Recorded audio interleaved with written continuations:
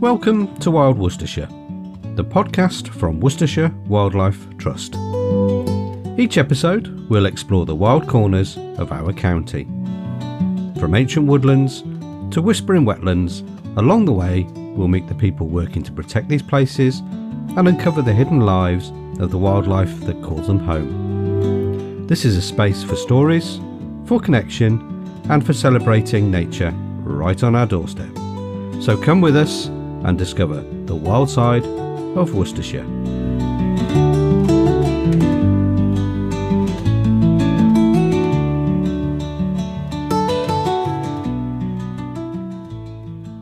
Hello and welcome to today's podcast. I'm your host Lee Robinson and you're listening to Wild Worcestershire from Worcestershire Wildlife Trust. Now today you find me at Upton Warren and I am here with Ian and Ellie, and we're having a little exploration of the site and I'm learning more about the different habitats that we've got here at Upton Warren. We're going to start off with the flashes in a moment. Now today is one of the hottest days of the year. I am absolutely melting. It is 36 degrees at the moment, with the temperature due to rise even higher, and we're going to be recording in the hides, the bird hides that we've got across the site, and so the temperature is going to be unbearable. So if we sound a little bit tired or jaded, please do bear with us because we are melting and this is the price that we pay for recording this wonderful podcast for you. So please come with me now as I go and have a chat with Ian and Ellie. So we've just made it into the upstairs hide of the cuckoo hide at the flashes, and we're looking out across the brine pits, and we've seen a couple of avocets, and I'm sandwiched in the middle between Ellie and Ian. Okay, so Ellie, if someone has never visited this site before, how would you describe this place? Right, well, the flashes, and there are two distinct areas to Upton Warren. There's Upton Warren Moors, which is to the north, and then the flashes, which is where we're at, which is to the south. And if I describe what we're looking at, we're sat in the cuckoo hide and we're looking out onto a big pool surrounded by some reed bed and grassland. And the site, the flashes, is about, I think it's about 9.5 hectares. And it's primarily a series of pools. So there are 3 pools, and the majority of it is saline, which is an incredibly unique habitat inland because we're only about 3 miles south of Bromsgrove. Yeah. So there isn't a lot of salt marsh within the country, inland salt marsh within the country. So this is incredibly unique, and with it comes a unique set of species and flora and fauna. Ian, this is the first time that you've appeared on the podcast. Yeah, good to meet you. Everybody knows Ellie from the last one. If you listen to the Staggies one, Ellie was with me on that one. Ian, would you like to introduce yourself? Yeah, my name's Ian Riley. My official title is Community Warden Officer for the Trust. And basically I'm part of the engagement team, and my engagement takes place on 9 of our busiest reserves. So I'm out and about getting the benefit of everyone else's hard work to talk, to walk around the reserves and tell people about them and get people to use our reserves responsibly. Right. Okay. So we're here at the flashes, and we're in the cuckoo hide. So it's hard to imagine that this wasn't always a nature reserve. So can you tell us how the flashes came into existence? Yeah. Well, Ellie's already mentioned we're not that far from Bromsgrove, and we're in the Droitwich area, and historically there is an underlying salt layer under Droitwich. And it's been mined since Roman times, to be honest. But then, in the sort of Industrial Revolution time, it became an industrial extraction of salt from under here. And basically the flashes, which are very shallow, have been caused by subsidence. So the underground extraction of salt has caused the land to sink, and that's what's formed. The pools themselves, there is a small aquifer that's still leaking water up from underground. But yeah, it's basically subsidence. and that's what's caused the flashes. Ellie, have you got something to say? Well, if you look at the satellite images there's some from 1945, I think. These were just farmers' fields there was a slight vague area of water, and then in the 60s, you can definitely see 3 pools have been formed. So the subsidence is causing there's more water on the surface, and now we're looking at about 4 hectares of open water. So it's still subsiding as we speak, but it's still subsiding. So we're getting more water each year. So we have these saline pools here at the flashes, but the moors, which are just over there, are completely different. Can you explain the difference between the 2 habitats? Yeah, the moors is freshwater, so that's completely freshwater, and it's much deeper as well. And it's pretty much all surrounded by reed. The flashes is only partly surrounded by reed bed. It's also got species-rich grassland. But the moors, there's a bigger reed bed, so we get more species associated with reed bed there, so things like reed and sedge warbler, and then over winter we sometimes get bittern through the channels. There's a series of islands on the moors. There are also a series of islands on the flashes, but the moors it's deeper water, and there's quite a bit of scrub habitat on both sides. Right. Does having both freshwater and saline habitats make this place quite unusual nationally? Absolutely, yeah.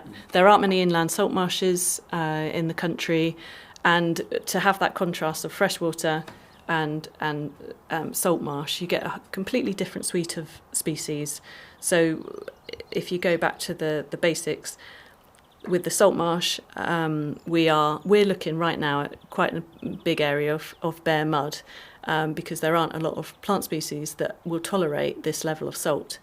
And the fringes of the pools is mostly lesser seasbury and reflex poa, which are salt tolerant plants, and in turn you get invertebrates within the water that are salt tolerant, and that attracts different sorts of birds. So avocets will be feeding on those invertebrates, and we get different sorts of species using the bare mud.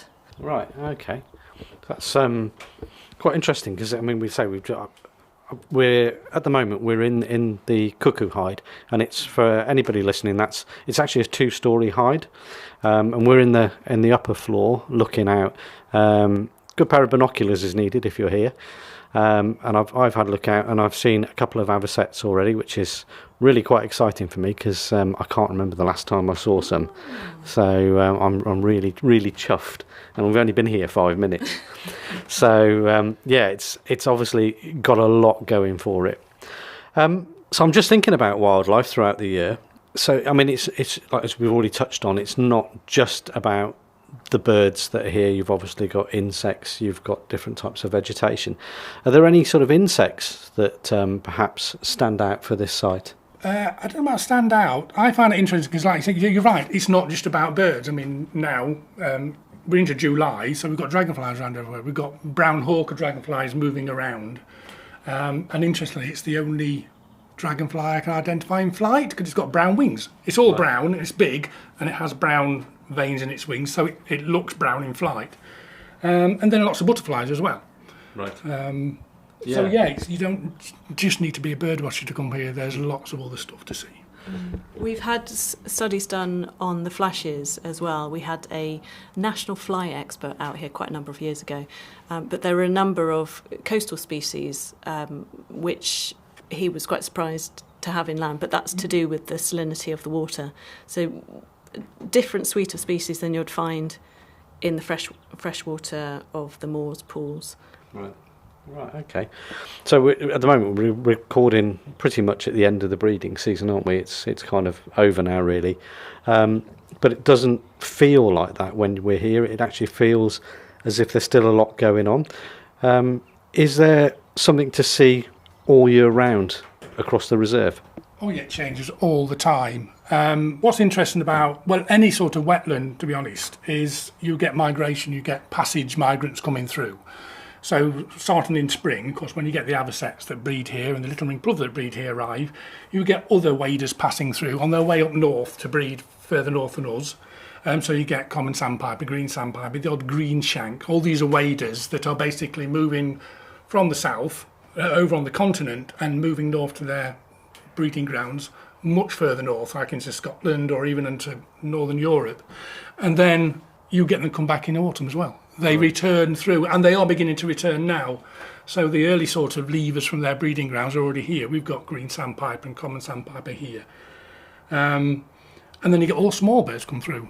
You know, in springtime, you get small songbirds go through, redstart, willow warbler, lesser whitethroat, that sort of thing is just passing through and breeding round about us, but they use this as a stopping off point. Wheat here we get every now and again as they're moving to the moorlands further north, and then you might get the odd one come back in autumn.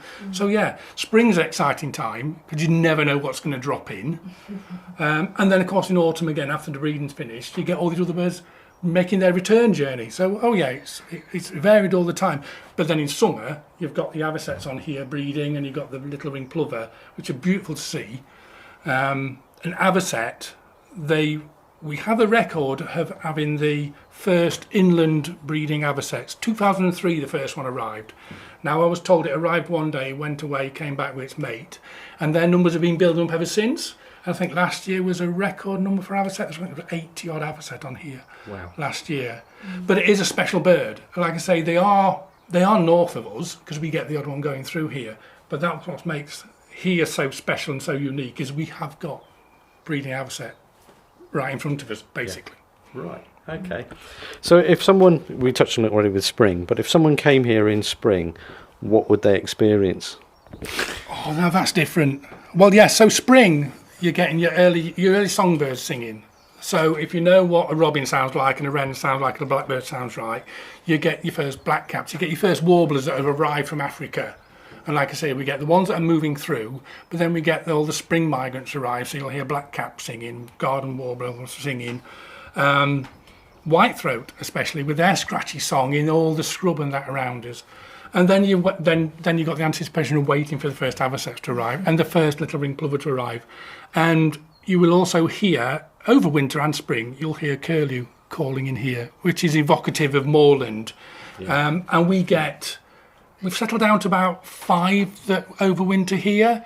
We used to have a lot more, but of course curlew's in a big decline on its breeding areas. So we're still looking to get a small wintering population of curlew on here, and then in spring they move on.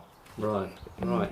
So what's it like during the autumn migration? Is that completely different again?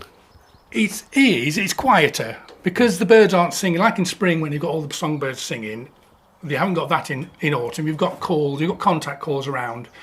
But yeah, because then people come here, I think, for waders, to be honest, because you get a lot of waders passing back through. So like I say, green sandpiper, common sandpiper, we get dunlin. So it is a little bit different. And I think most bird watchers, spring and autumn are their favourite seasons because you just never know. You just never know what's going to drop into this pool. I remember coming and having a little stint out there, which is just a very, very tiny little wader, and it stayed for about 10 seconds and then was gone again. Right. So you have to keep your eye open for what's around. Yeah, definitely. And this April we had 2 blackwing stilts drop in, which was fabulous. And they stayed for a day, and it's probably a running joke that I don't often see the rarities because I have 14 other nature reserves to manage, so don't get to be here as much as possible. But I found out about them and dropped in and saw them, and I've never seen those before. Absolutely fantastic birds, really. It was a special sight. It was only the second ever record for the reserve. I think it was 2005, something like that. We had 1 bird here. And to see 2 here, and they did mate about 3 times while they were here, and of course then you're hoping they might stay, but no, they'd gone the next day. But they're a very interesting bird. The avocets that we have here, which are black and white with long legs and this up-turned beak, a bill, a black-winged stilt is a relative of the avocet. It's got even longer pink legs, and a very sort of pointed black bill. But it's such an elegant bird. It's so elegant. And it just goes to show Upton Warren is a real stepping stone in the landscape for these birds. So they may not stay for very long in both the autumn and the spring, but it is, if you think about it, they're on a long journey. They need to roost somewhere overnight, stock up with food, and so we do have a surprising amount of interesting birds that come through on passage, and I think that's.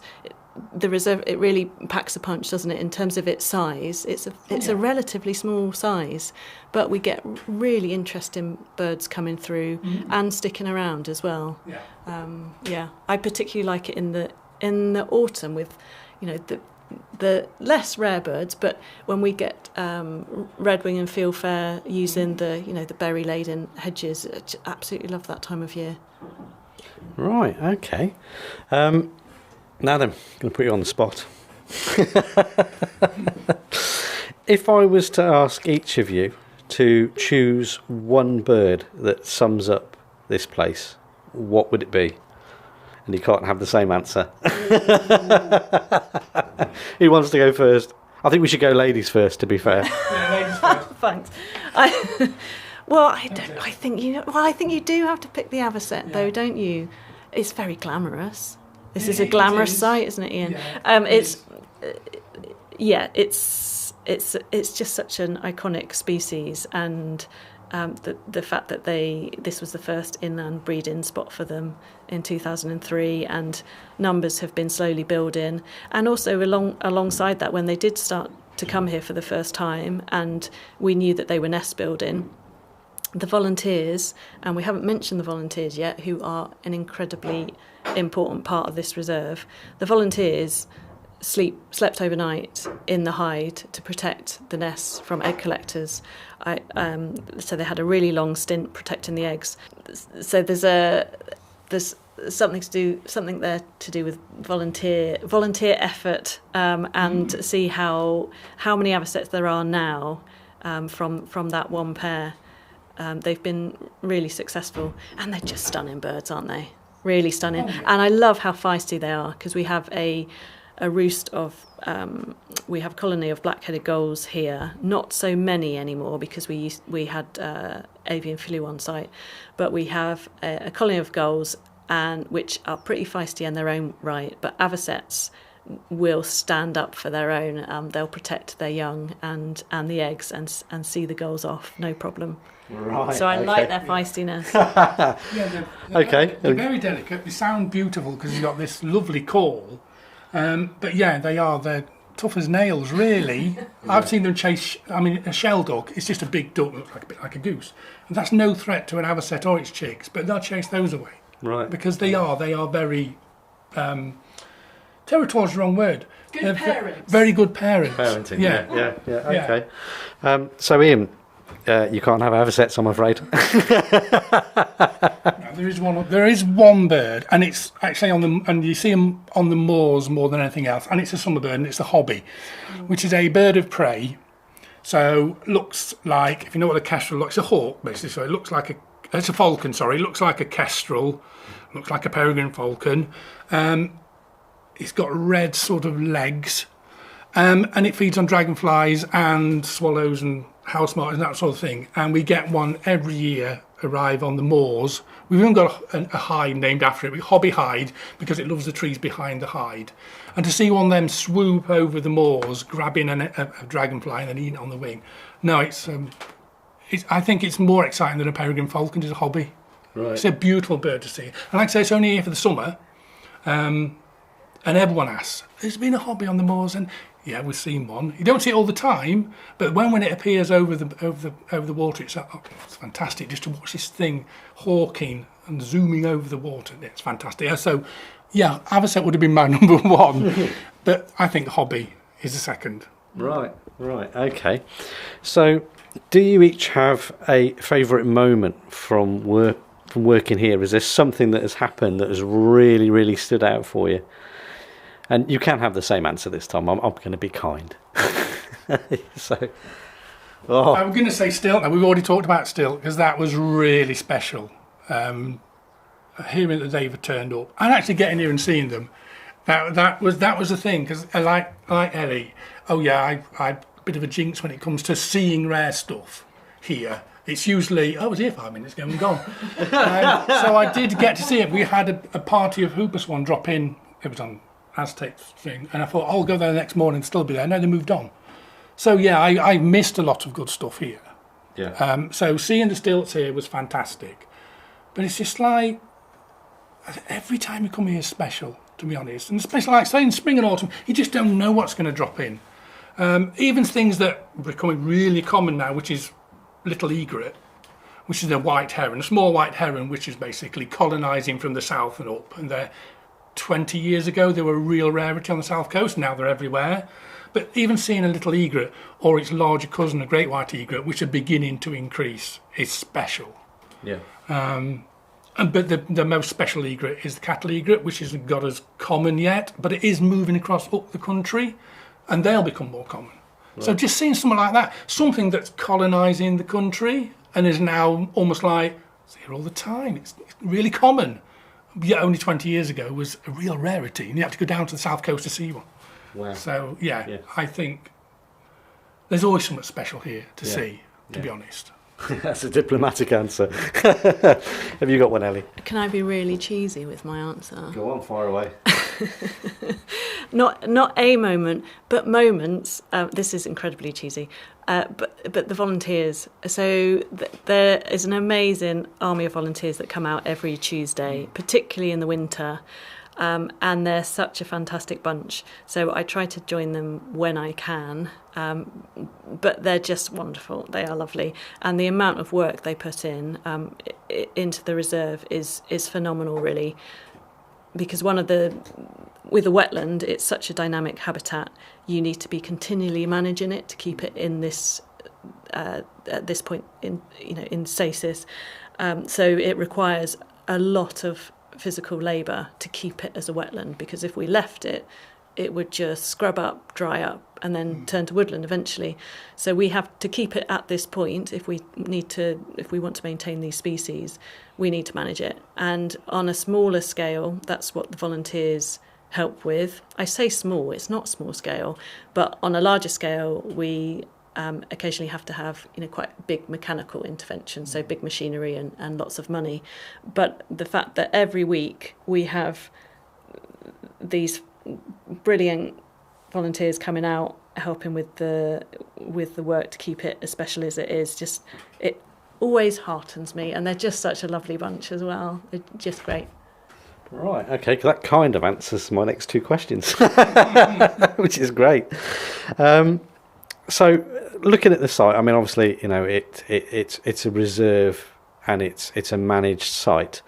What sort of challenges are faced on the site? I mean, things, I'm thinking along the lines of things like climate change, water levels. We had a discussion on the way here about that. Invasive species, disturbance, and you've already mentioned potential egg theft as well. So, well, there's a whole list. First of all, just because I'm looking out of the window and can see evidence, but we have invasive species here. So both on the flashes and the moors, we have Himalayan balsam, we have a thing called crassula or New Zealand pygmy-weed, which is incredibly invasive. It forms these thick blankets on top of the water, and you only need the smallest fragment to transfer it to another area of the site. But it basically swamps the native vegetation, and you end up without much open water. So that's a running battle, is trying to remove that, or at least control it, maintain it as to how the area as to how it is at the moment.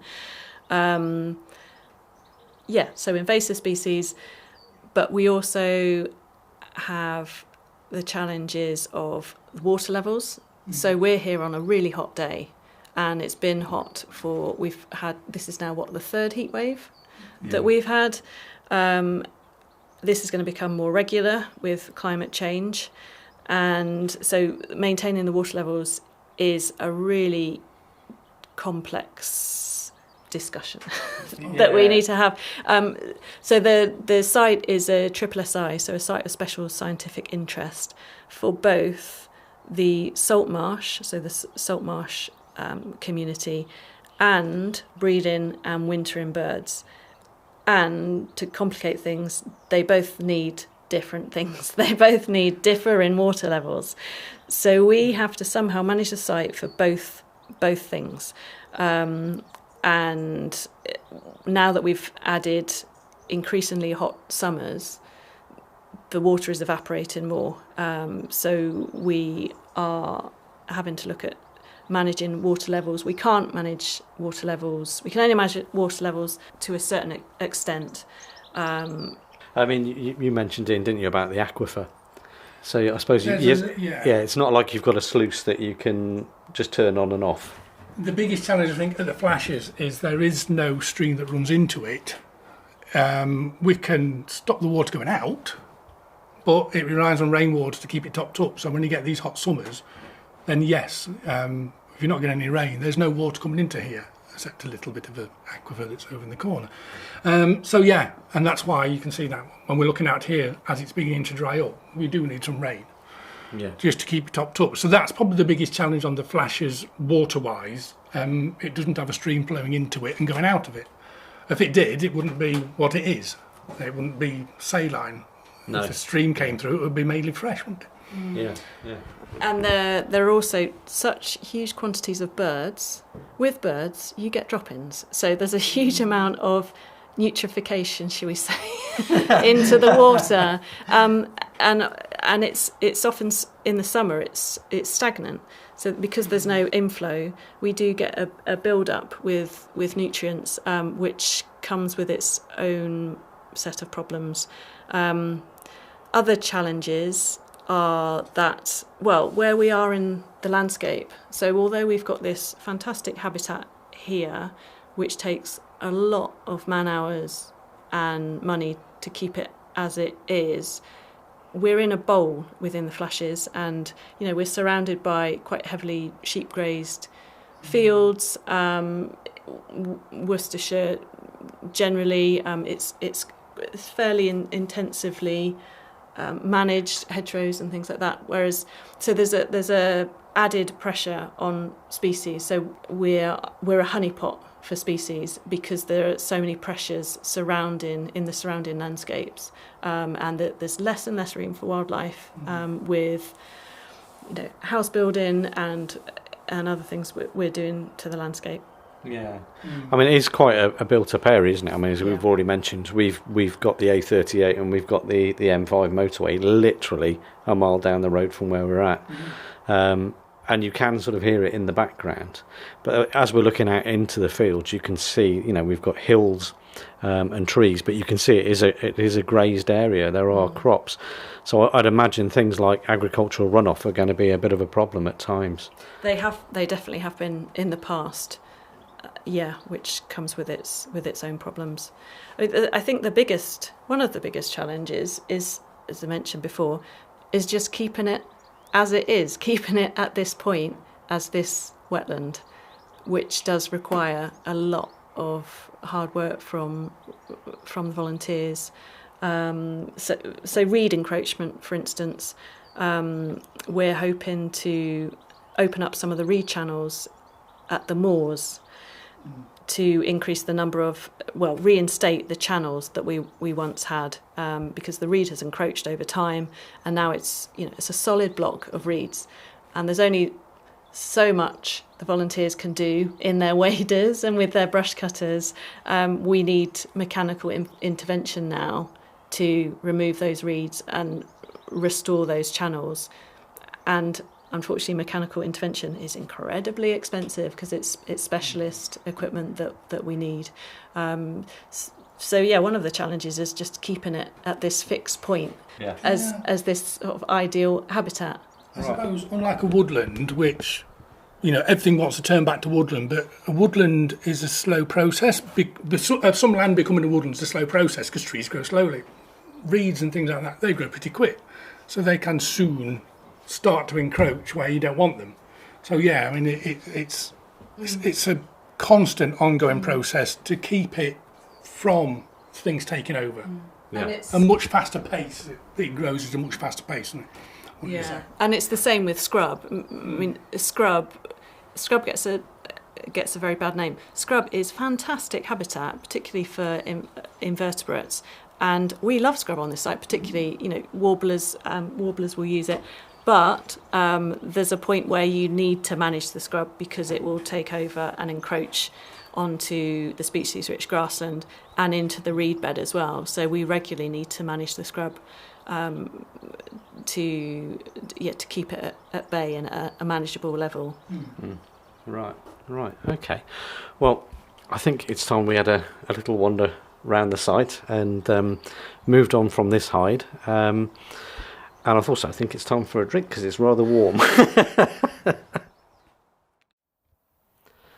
So we've moved on a little bit now. We've moved down the path a bit further and we're at the avocet hide. And at the moment we've got a slightly different view of the saline pool. And we've got numerous different birds out there actually. And I think I'm spotting more from this hide than I did from the other one. But thinking about connectedness and the bigger picture in the landscape, Worcestershire Wildlife Trust often talks about creating bigger, better, more joined up landscapes. How does Upton Warren fit into that vision? I guess it's the freshwater element, isn't it? We've got the moors is a big expanse of freshwater, but alongside the perimeter we've got the River Salwarp, and we've also got the Henbrook. So we've got those channels of water that connect into the wider landscape. And if you think about more mobile species, so one of the species that people ask about, they really want to see on site, is not a bird, but it's the otter, because we do get quite a lot of otter sightings, especially at the moors. We have a family on site, so they're a species that will use those corridors and they'll move between sites. Right, okay. So a moment ago, I was looking out the window when there's a butterfly just gone past, and I noticed some cages out on one of the islands. Ian, do you want to tell us a little bit about the cages? Yeah, so we've got a few sort of wire cages out on the islands out there, and basically we have a small wader that breeds here, a little ring plover, quite a recent arrival. Not only to the reserve to the UK, 1938, this little ring plover started colonising the UK and has spread, and we've had them for quite a few years now. But because they're a small wader and they nest on the gravel, they are vulnerable to predation from crows, gulls, that sort of thing. So basically, when we see a little ring plover settle down to nest and we know it's on an egg, we'll stick a cage over the top. Now the bird will move away from those eggs, but it will come back. We put the cage over the top, so at least while that bird is brooding its eggs, it's safe. Yeah. Nothing can get to it. When they hatch, that's a different matter, because all small waders, chicks, are what we call precocious. They're basically up and about quickly, they dry off and they run about. So that is when they become more vulnerable, when they come outside the cage, when they're running around to feed. But because it's we get 2 or 3 pairs on here a year breeding, and because it is still an uncommon breeding bird, we want to protect them as much as we can. So yeah, as soon as we know one's settled down, someone will pop out and cause as little disturbance as possible, but put that cage over the top. Right. That protects that bird and lets it bring its eggs and basically hatch its eggs, basically. Yeah. Right. Because my thought was that obviously we're just talking about connected landscapes, and you've got quite a rare bird that's coming to visit us in the middle of quite a connected space, and obviously you are going to get predators that are not rare to us here in the heart of Worcestershire, coming and predating. So that's really quite interesting. So thank you for that. Now I'm just sort of moving on. I'm just starting to think a little bit about sort of nature and well-being in a way. Lots of people come here simply to sit quietly and watch wildlife. What do you think bird watching gives people? I think it's this. We all know that, nature's good for your mental health. And it is. And one of the beauties of coming to Upton Warren is that it's got hide, which means you can come and sit in a hide and just sit and watch. Even if you don't know what you're looking at, just sitting in a hide, you can always lose yourself. Just sitting here, looking out at the landscape in front of you, the water in front of you, you can hear the birds. Of course, in spring when the birds are singing, there's a lot more noise, but then you can just watch the birds do what they do right in front of you. You're not disturbing them, and you can just sit here and just almost like lose yourself in the moment. What is good here is also, because although there might be people that come along here that are not that, maybe just starting bird watching, don't really know what they're looking at, but if they've got binoculars, they can see what's out there, and we've got some identification boards behind us that show the most common species that are on here. Yeah. And it's a good way of learning. Most bird watchers are usually happy to say to people what they're looking at, especially if there's something unusual out there. They'll point out, there's this there, there's this there. But I just think, because when I do my engagement, I'm out on the reserve and I'm walking around, I'm always trying to get people to pause. Because when you start to slow down, when you're out and about, you start to hear more, you start to see more. You start to notice more. And instead of rushing around, that's what's good. You can slow down, and on a hide like this, you can just sit down. You can sit here for hours just watching what's happening out there, especially the height of the breeding season here when the avocets are around, and you just watch their antics and how they interact with each other and interact with what's around them. It's just a really relaxing place. Yeah. And it's a sensory experience, isn't it? For instance, here at the Flashes, we can smell the salt right now, can't we? Yes. It does smell as though you're on the coast. So you've got that. You've obviously got the visuals and hearing as well. So right now there's a lot of churring of grasshoppers in the grass in front of us, let alone the bird song. So it's the full sort of sensory experience of. And whether that's on your own in the hide or with other people that you know are feeling the same and enjoying that piece. Yeah, right, okay. So I was going to say, so have you actually seen nature make a difference to people's well-being? I think it does. Just thinking about volunteers, not necessarily volunteers that are here, but the volunteers that I work with back at Smite, our roving volunteers, so I'm sure you've already been introduced to, haven't you? Our roving volunteers.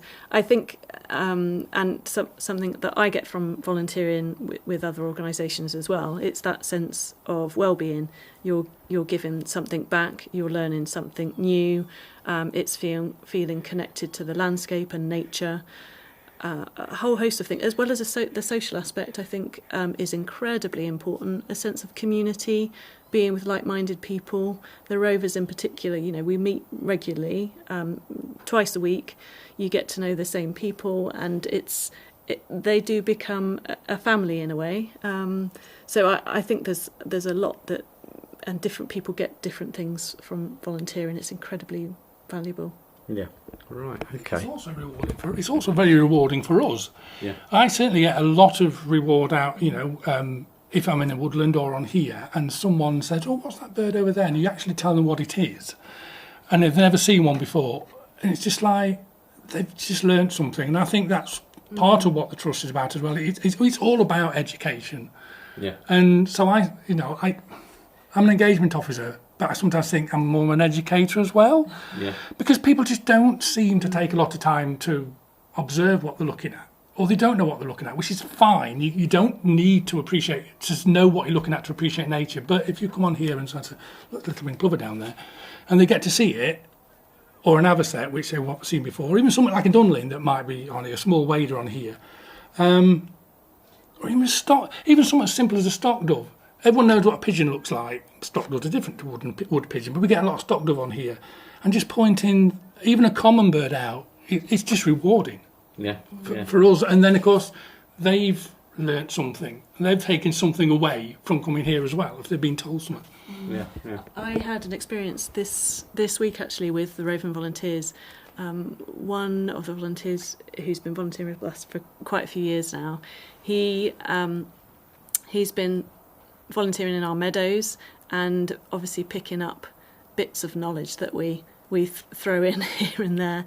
And he stopped mowing his lawn, and it was quite a few acres, but the last few years has floristically the diversity has increased massively, and he very excitedly showed me a video last week of what his meadow now looks like, and there are tens and tens of orchids, and it looks fantastic.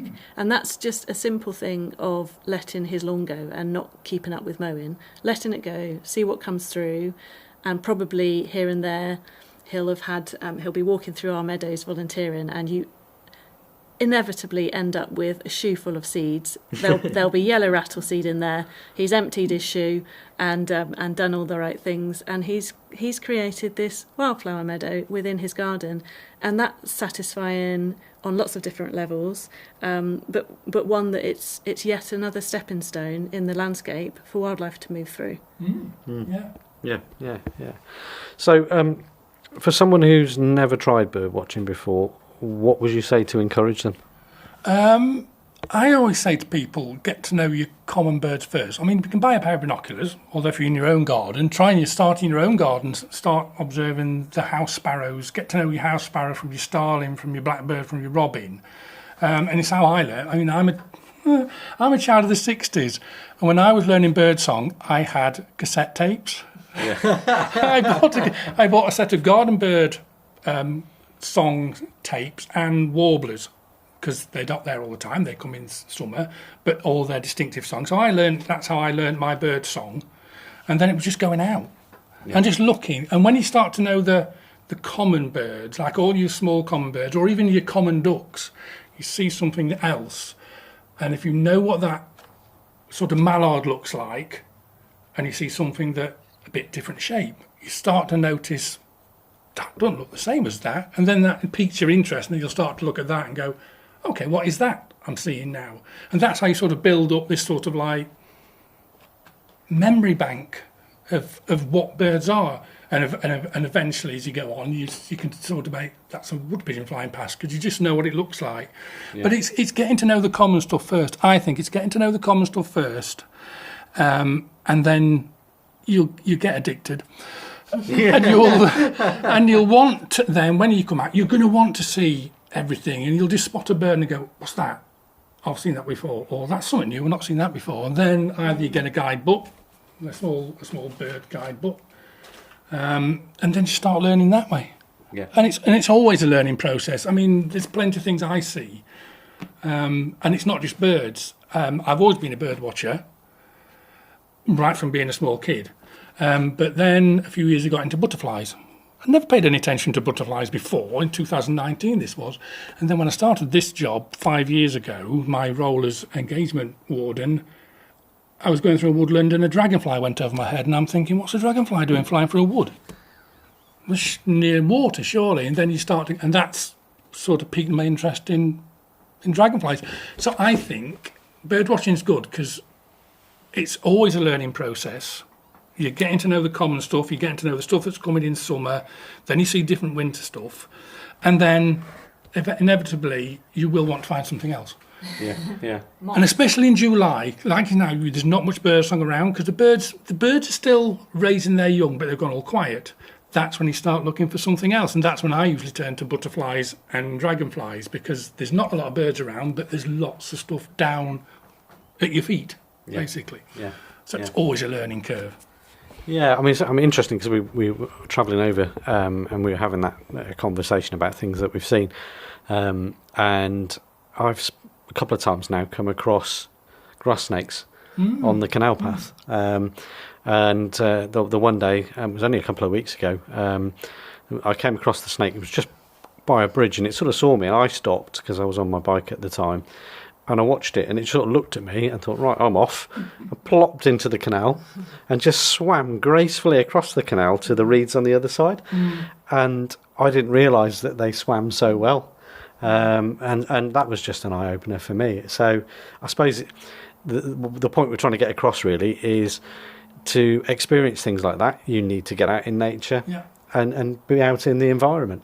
But obviously, every environment is slightly different, so you're going to see different things, and obviously different times of the year. So I suppose it's about getting out and learning, isn't it, really? And I'm doing an awful lot of that. Well, that's part of it, actually, is finding someone like-minded who knows a little bit more than you do, and shadowing someone. That's how I learn best, is pairing up with someone and learning from them, and it enriches your life so much. That's how I got into birds, was through a friend of mine.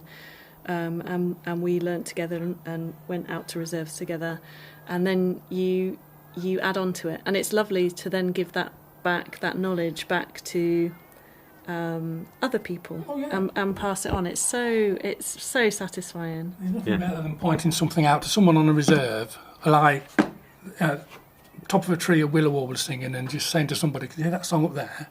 That's a willow warbler," which they've probably never heard before, and they go, "Oh, I didn't know that was." Yes, it's a willow warbler up there, and then you can tell them a little bit about its life. It's like you're singing at the top of the tree, but it's breeding down here, probably about a metre above the ground, and it's most people this stuff just passes them by. Yeah. So that's why I say to people, well, slow down and take a pause, and especially this time of year, if you're going into the amount of butterflies that are around on the flowers and stuff, you don't have to go far to see anything. And you can just take your time and just go, there's so much stuff. But I think our lives are so busy, a lot of people don't take that time just to slow down and think, I'm just going to watch that butterfly for a while. Then you see another butterfly go past and you go, what's that? Yeah. I think Being observant. There's the running joke, isn't there, with naturalists, is we don't really get far from the car park. On a day trip, we might make it a few metres and we're already engaged and rummaging through the undergrowth, obsessed with looking at something in particular, when whoever we're with, if they're not a naturalist, they want to go for a walk, but we're stopping and waiting to look at things. But it's incredibly grounding. I find it incredibly restorative and grounding, being amongst wildlife. Well, last week I was at Lower Smythe, and I was recording with Wendy and Rosemary, and we were just wandering around the garden. I was back at the garden on Sunday with my wife, and I got through the gate, and that was it, head down, and I was, and this is this weevil and that, and I didn't know any of that until I'd gone out with Wendy and Rosemary. So, and then since then, I think I've got my eye in a bit, and I've started wandering around my own garden, which we've got a lot of wildflowers, and I'm getting up close and personal. And I've got my binoculars today, so I've had those for quite a long time, but I've bought myself a little magnifying glass, little pocket one, so I can get and have a look at the insects. But even just walking down the path here to this hide, I mean, I was so distracted by the butterflies, and I can't help myself. And I get so excited. I mean, I'm not expecting to see something rare, but even just something like a comma, I just love looking at them. And it's I get a real buzz from it. And as we were laughing and joking when we were looking at the staggies, you said I'd got the bug. And I think, if anything, it just becomes so addictive. And it's just fabulous. Anyway, shall we have a little wander along to the moors? And we'll have a slightly different view of the site, but it's really interesting to see all these different environments and different hides. So we've just moved now. We've come up the road a little bit.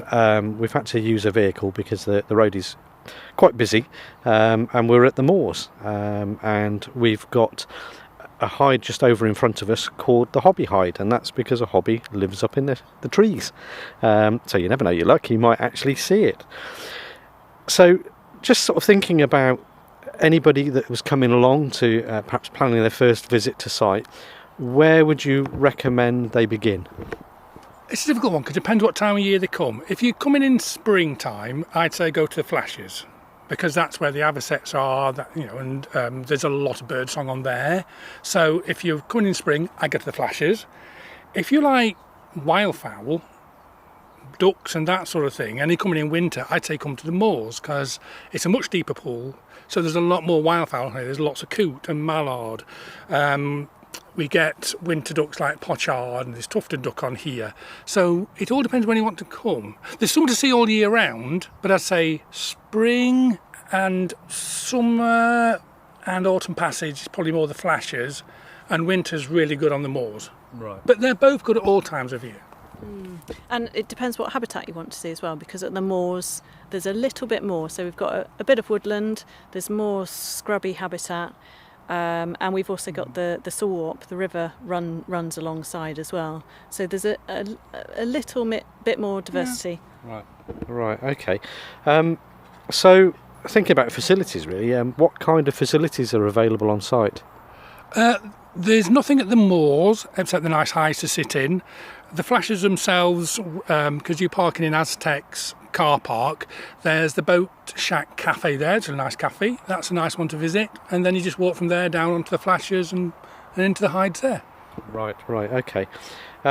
So the moors is wheelchair accessible. It has wheelchair accessible hides, which is absolutely fantastic. Is improving accessibility something you're continuing to work towards? Yeah, definitely. So we've got 3 wheelchair accessible hides here, and there's extra space for parking as well. But it's a long-term goal really, for the flashes in particular, we'd love to make that accessible to more people. That's a bigger challenge than the moors, but even at the moors there are definite improvements we can make with the pathways, but obviously that's going to take quite a lot of time and money, but we'd definitely like to improve things for more visitors. So places like this don't really sort of happen by accident, so who deserves thanks for helping make Upton Warren what it is today? I suppose initially it's the person who bought it in 1968. Christopher Cadbury, a well-known in the area philanthropist, bought the land of the flashes, and he wanted people to visit it, and he basically opened it almost straight away. So I'd say, the foundation of the flashes is Christopher Cadbury, and he is basically also, you might say, the grandfather of the Wildlife Trust that is today. He's one of our founding members. And obviously you've got other people as well that give not just money but time as well to helping things move forward. Would you like to mention a few of those? Yeah, the site's been visited for a long time. Even before Christopher Cadbury, there were quite a few local birdwatchers who fell in love with the place and realised the importance, and then slowly that grew over time. And we've had a lot of really important volunteers over the years, people like Arthur Jacobs, who we've named one of our hides after, but he was one of the wardens for a long time and was really critical at creating a volunteer work party. And then in more recent times, we had John Belsey. He knows so much about the site, incredible knowledge, incredible birder, and he really led a strong volunteer workforce, and that goes on into today as well with Paul, who leads our volunteers at the moors. Again, Paul's been coming here for decades, so I think 79 he came here for the first time, and I think he was roped in by John, and they co-led work parties. John's now stepped back, but Paul still leads the work party here, and he's an incredible source of knowledge. He's a wonderful guy, but he's got a brilliant team about him, and the amount of volunteers that we have is amazing, and we would not be able to do what we do and have the habitats that we do without them. Right. So it's not just volunteers, it's also members as well, isn't it? So, Ian, if somebody falls in love with the reserve after today's visit, what's the best way they can support Worcestershire Wildlife Trust? If they're not already a member, they can become a member. It's important to say that here at Upton Warren, if you are a member of the Wildlife Trust, it's free to come in. If you're not, then you can buy a £5 day permit either on our website or from the cafe on the flashes. But if you fall in love with the place, please do. Become a member, support us what we do in the county itself. We've got over 70 reserves in the county. Upton Warren is probably the flagship, but it's just one of them. So please do. If you fall in love with this place, please just sign up as a member. Right. Really final question from me. When everyone is has gone home, if you like, and you're perhaps standing here quietly at the end of the day, what is it about Upton Warren that keeps bringing you back? That's going to put you on the spot. It has to put me on the spot. It's the variety. I think for me, it's the variety of wildlife that's here. So there's something for every season. I mean, I've said that I get the benefit of everyone else's hard work. So for me, it's what's here. It's the wildlife that's here that keeps bringing me back, and I never need an excuse to come to Upton Warren. Ellie might have a different perspective of what makes it special for her, though. I think it's the same. It is the variety of habitats, and I was going to say, you never know what you're going to get. You do know what you're going to get roughly, but there'll be rarities dropping in potentially. There'll be, if you know, I'm getting into insects, and there's always more to learn. But in terms of people as well, there's a real community here. Right. Yeah. Okay. Well, thank you both so much for giving me the guided tour. It's been really, really fascinating. I mean, to see the different types of habitat that you've got here, and looking at all the incredible work that goes on, and the fact that you've got an accessible site as well is absolutely amazing. So if you would like to find out more about the work of Worcestershire Wildlife Trust, you can go to our website, and the details will be in the description below. But from me, I'm going to say thank you to Ian. Oh, thank you very much, Lee. It's been a pleasure. And thank you to Ellie, who's becoming a regular on the podcast. Thank you. We've also just been joined by a flock of long-tailed tits above us, which is lovely. It is, and I've been trying to record birdsong all day, so it's hopefully you can hear what's going on above. And they go quiet. Anyway, thank you so much for taking the time to listen to the podcast, and keep your eyes peeled, ready for the next one. So from me, until the next time, take care.